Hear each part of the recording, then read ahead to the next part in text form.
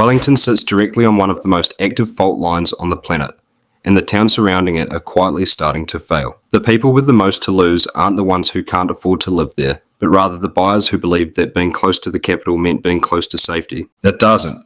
It actually means exposure. The most dangerous real estate in the lower North Island isn't the high-end luxury market, but the mid-priced towns built on single roads with aging pipes and coastal margins. In these spots, the exit strategy is structurally disappearing before your eyes. You aren't watching this for a travel guide. You're here because you need to run the numbers. High net worth buyers often fall into a specific logic trap when they look at this region. They see that Wellington is the capital, which means it has government money, infrastructure priority, and massive institutional weight behind it. The assumption is that the towns nearby must benefit from that gravity, but that's a mistake. Proximity to power is not the same thing as access to resilience. Whether a town survives a road closure, a major earthquake, or a massive spike in insurance premiums depends on network quality rather than the prestige of the postcode. Across the lower North Island, the actual quality of the infrastructure is much weaker than the price tags on the houses would suggest. We use 4 specific vectors to stress test any location, starting with transport redundancy to see if a town has more than one way out when the main road fails. Then we look at seismic liability, asking if the buildings carry upgrade costs that might eventually swallow the entire economic return of the asset. We also track insurance access to see if coastal properties are entering the zone where premiums climb so high that coverage becomes useless. Finally, we look at infrastructure age. Because if buried pipes and treatment plants are consuming all the available capital, there is nothing left for growth.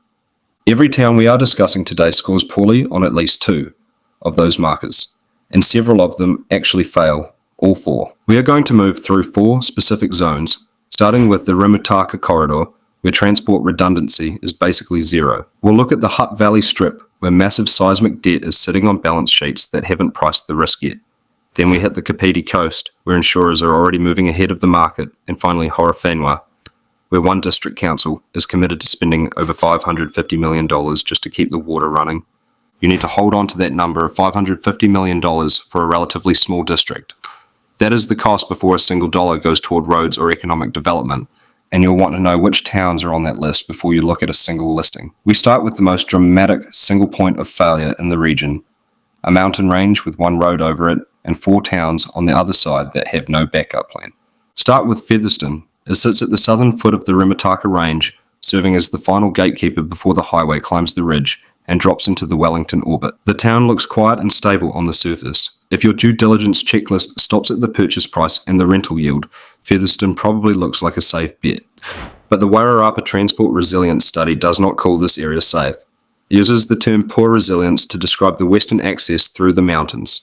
That is not an opinion from a blogger. It is the specific language used in official planning documents.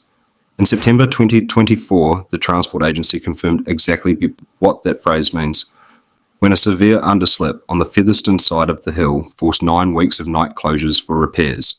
For 2 months, the main artery was severed for a town that has no other way out. Subscribe if you want to understand the geography the tourism brochures skip. Now move north up the SH2 spine toward Greytown. This town sits right between Featherston and Masterton on the same narrow corridor. It is a charming spot where the main street is lined with high-end cafes, boutiques, and heritage buildings.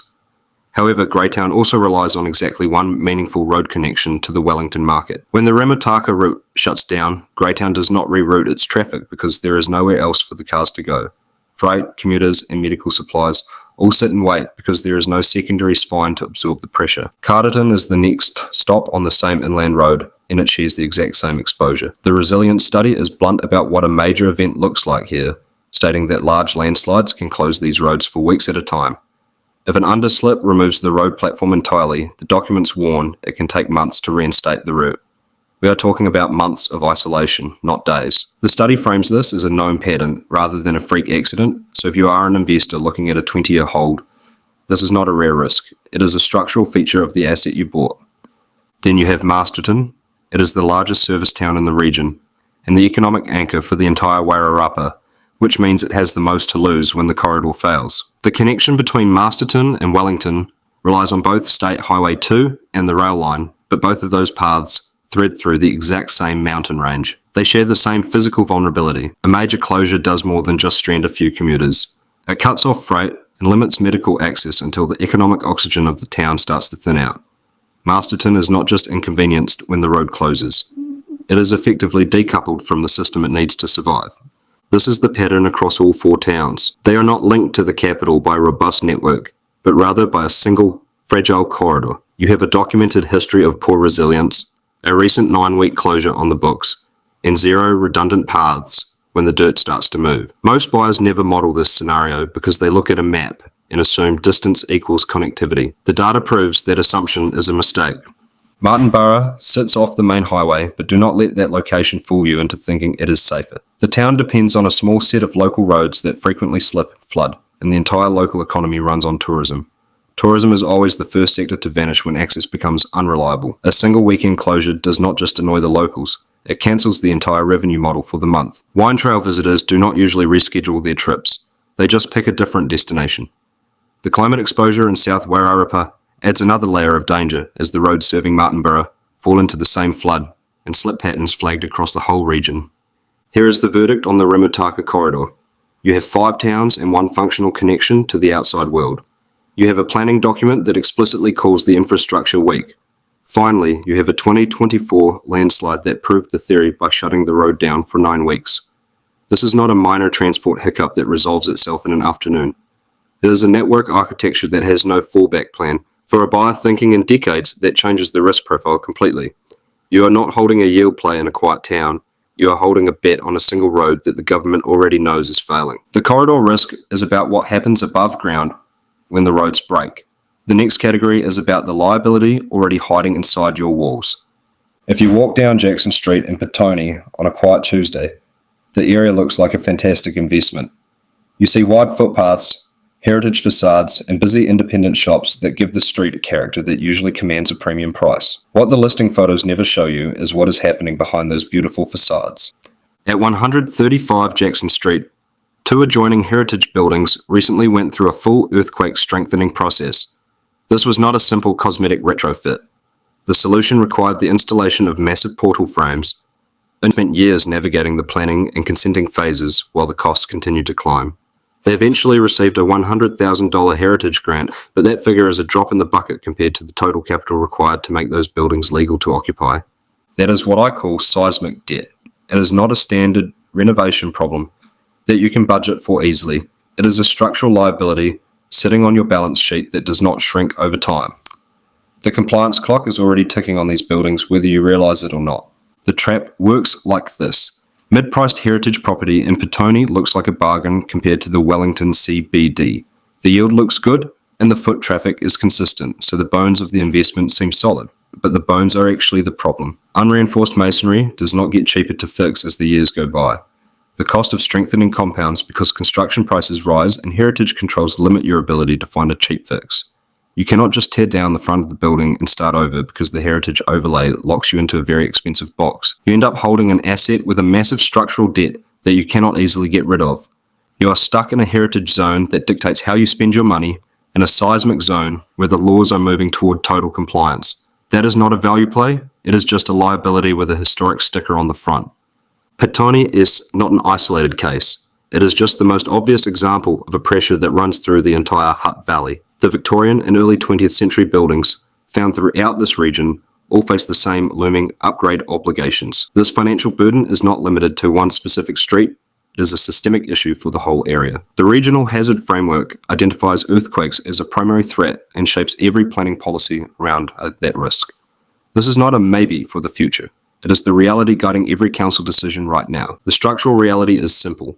The smaller the building, the less likely the numbers are to work. A massive commercial firm can sometimes justify the cost of a seismic upgrade because they have a huge asset base to spread the cost over. A small investor holding a 2-story brick building on Jackson Street is facing a much darker calculation. The cost of the steel and concrete does not get cheaper just because your building is small. In fact, the cost per square metre usually gets worse as the scale goes down. The Jackson Street case proves that even when you win, the path is long, expensive, and completely dependent on government grants. Most buyers never run these numbers before they sign the contract. They see the charming street and the high yield, but they completely miss the debt hiding in the bricks. The compliance clock does not care what you paid for the property. It runs on its own schedule, and in the Hutt Valley, that clock is already reaching the final hour. We've looked at the ground shifting under the buildings, but now we need to look at the water rising around them. The Kāpiti coast does not look like a failing bet when you drive through it.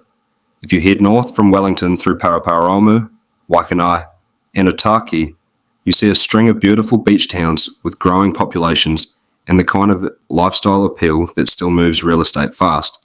But you are looking at the surface, and the surface is lying to you. What you cannot see is the actuarial work happening in boardrooms behind the scenes. The insurers have already finished their math on this coastline, and they are quietly moving their money out of your way. A 2024 Climate and Insurance report recently put a hard number on what coastal exposure actually means for New Zealand. By the year 2050, coastal erosion could make roughly 10,000 properties across Auckland, Wellington, Christchurch and Dunedin completely uninsurable. Wellington's coastal communities are sitting right inside that danger zone, and Kāpiti is right there with them. This is not a guess from a fringe activist group. This is the literal direction the global insurance market is moving. And 2050 is not a distant date when you are signing a 30-year mortgage. The hazard mapping for the Kāpiti district makes the risk concrete. Local authorities have identified around 1,800 properties at risk of erosion or flooding within the next century, and 1,000 of those could face the ocean within just 50 years. These are not abstract climate scenarios for a textbook. These are planning constraints that show up on LIM reports, dictate council policy, and eventually start appearing in the fine print of your insurance renewal. Most buyers do not see the trap until the door has already locked. Insurers do not send you a polite letter announcing their departure, and they certainly do not put out a press release to warn the market. Instead, they use a series of quiet adjustments where premiums go up and terms narrow just a little bit every year. They add specific exclusions for storm surges or coastal flooding until the coverage is functionally useless. By the time the market price reflects what has happened, your exit window has already slammed shut. You are left holding an asset that the buyer pool can no longer finance because bank lending always follows insurance risk.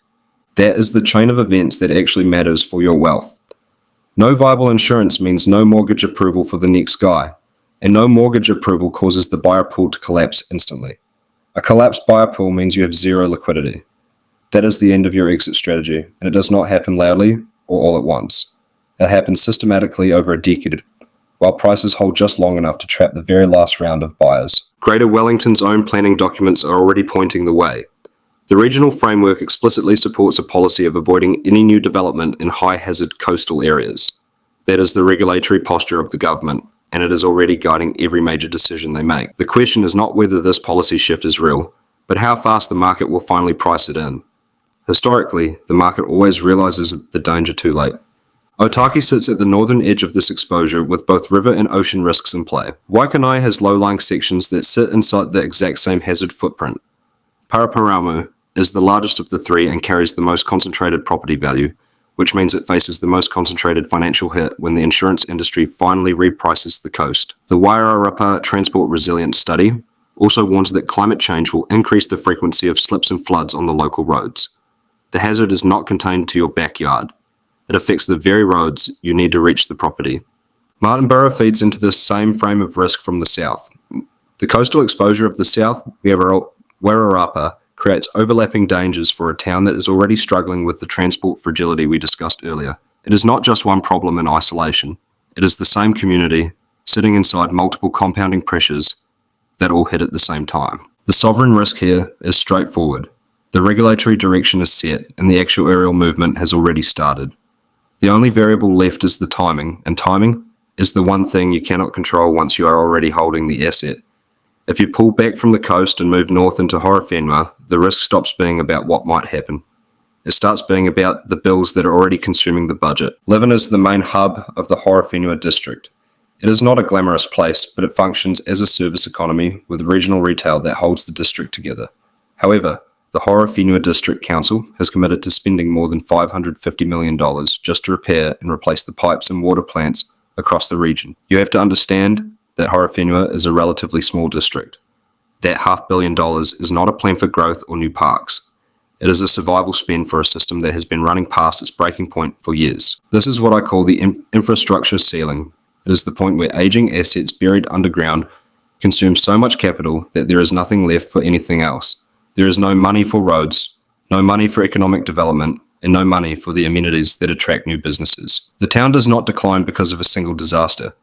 It declines because it is too busy trying not to collapse to actually move forward. The investment implications here go much deeper than most buyers ever consider. When a small council is locked into a $550 million water bill, your rates go up to fund it, and all other discretionary spending disappears. The council's ability to fix a slip, manage a flood, or upgrade a school shrinks to almost zero. You are not just buying a house with old pipes. You are buying into a fiscal environment where the pipes have already won the war, and every other service is running on whatever scraps are left. Shannon is even smaller and sits much closer to that line of minimum viability. Council reports showed that the water main for the Shannon treatment plant was recently upgraded for long-term resilience. While that sounds like progress on paper, it actually tells you that the asset had reached the end of its life. The system was not maintained ahead of time. It was replaced because the council had no other choice. That is a desperate operating posture. And in a town with a tiny tax base, that posture has permanent consequences. If Shannon hits one more major asset failure, the conversation will change. The question will no longer be about how to fix the problem, but whether the town is even worth fixing at all. That is the threshold where managed retreat starts to make more financial sense than investment. Once a community crosses that line, the downward trajectory is almost impossible to reverse. Levin and Shannon are not outliers. They are the visible end of a pattern that runs through every town we have covered today. When you stack these four vectors together, the picture becomes clear. You have transport with no redundancy, buildings with seismic debts, coastal exposure that insurers are fleeing, and buried infrastructure eating the budget. You do not own a portfolio of towns. You own a portfolio of compounding risks where every single failure makes the others worse. The data tells a story that the real estate agents won't. Most people think the biggest risk is a house on a cliff or a trophy asset everyone is already nervous about, but the real danger sits in the mid-priced towns where the networks are thinnest. These are the places where the market hasn't caught up to what the planning documents already say, and that gap is where you lose your shirt. The Remataka corridor has zero transport redundancy, which means one slip cuts your access to the world, while Petone carries a massive seismic debt that the compliance clock is already counting down. Over on the Kāpiti coast, we are seeing an insurance retreat that moves quietly until the day your policy simply isn't renewed. Meanwhile, Levin and Shannon are hitting an infrastructure ceiling that is eating the district budget from underneath. And that is not a suggestion of risk. It is a mathematical certainty. If you are thinking in decades, you need to map the network before you ever look at the price. Then connectivity is not the safe or conservative bet.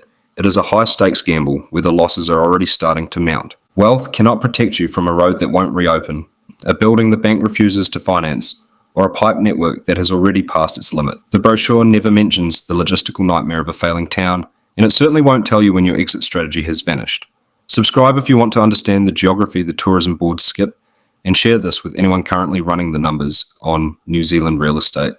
I'll see you in the next one.